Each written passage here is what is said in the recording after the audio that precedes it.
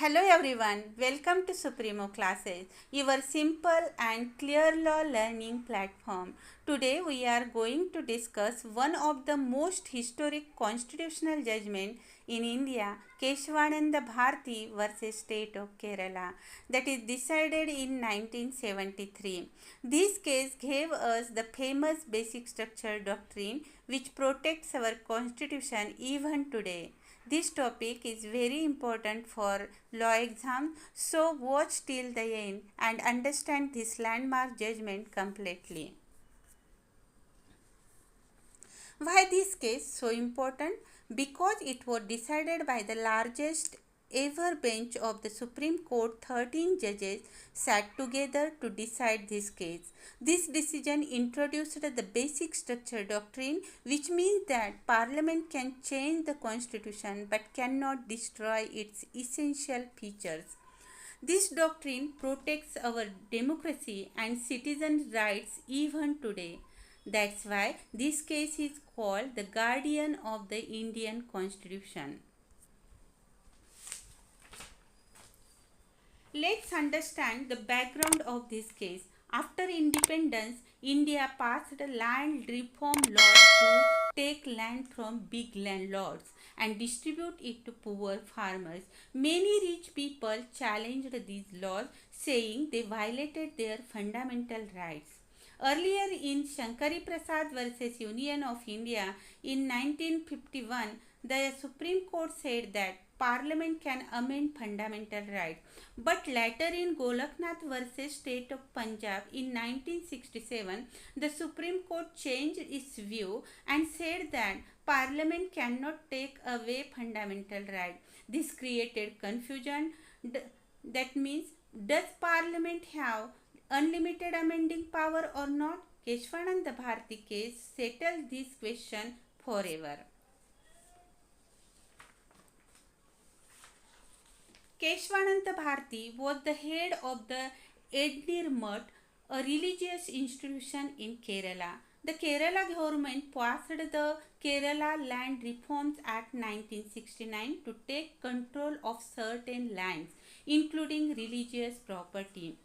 Kesavananda Bharati filed a writ petition under Article 32 of the Constitution, which allows people to directly approach the Supreme Court to protect their fundamental rights.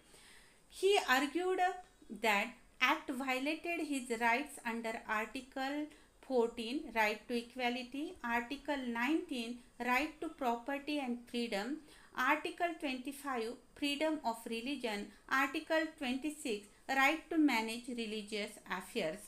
This made the case about the bigger question: can Parliament amend fundamental rights at all? The main issues before the Supreme Court were: can Parliament amend any part of the Constitution, including fundamental rights? Are there any implied limitation on Parliament's power under Article 368? Who is the Supreme? Parliament, which makes the law, or the Constitution, which is the highest law of the land? This was a very serious question about India's democracy and balance of the power.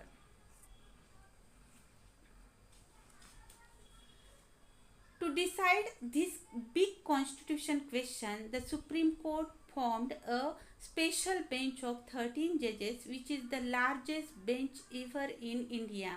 The Chief Justice at that time was Justice S.M. Sikri. The hearing of this case for 68 days, which made it second longest hearing in Indian legal history.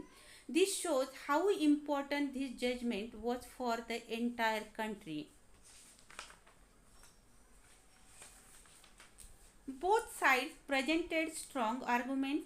Kesavananda Bharati's side argued Parliament does not have unlimited power. If Parliament destroys fundamental rights, people lose protection. The Constitution is above Parliament. Government side argued Parliament represents the will of the people, so Parliament must have the power to amend any part, including fundamental rights. There is not limit in Article 368. So the court had to balance these two powerful arguments. Finally, Supreme Court gave its historic decision. The verdict was very close. 7 judges agreed, 6 judges disagreed. The majority held that Parliament can amend any part of the Constitution, but it cannot destroy or damage its basic structure. This means the power to amend is there, but it not unlimited. This principle is now called the basic structure doctrine, and it was evolved by the Supreme Court in this case. So what is this basic structure? The court did not give a fixed list, but over the year some features are accepted as basic structure: supremacy of constitution, rule of law, power of judicial review by courts, fundamental rights, free and fair elections, federal structure of government, secular character of state, separation of powers between legislature, executive and judiciary, parliamentary democracy. Their core elements cannot be destroyed by any amendment.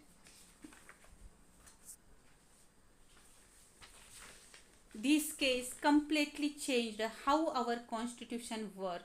After this judgment, Parliament power is limited. It cannot remove core values of the Constitution. This protects our fundamental rights from misuse of power. Later cases like Indira Gandhi versus Raj Narayan in 1975 and Minerva Mills versus Union of India in 1980 applied basic structure doctrine again. It is still the backbone of India's constitutional law.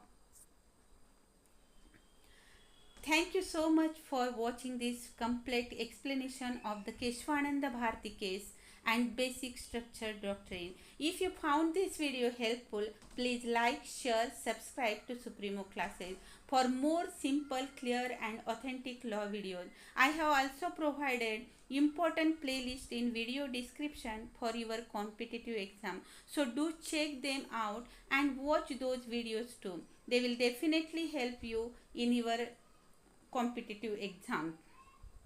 I will see you soon with another landmark judgment. Till then, keep studying, stay confident and keep growing.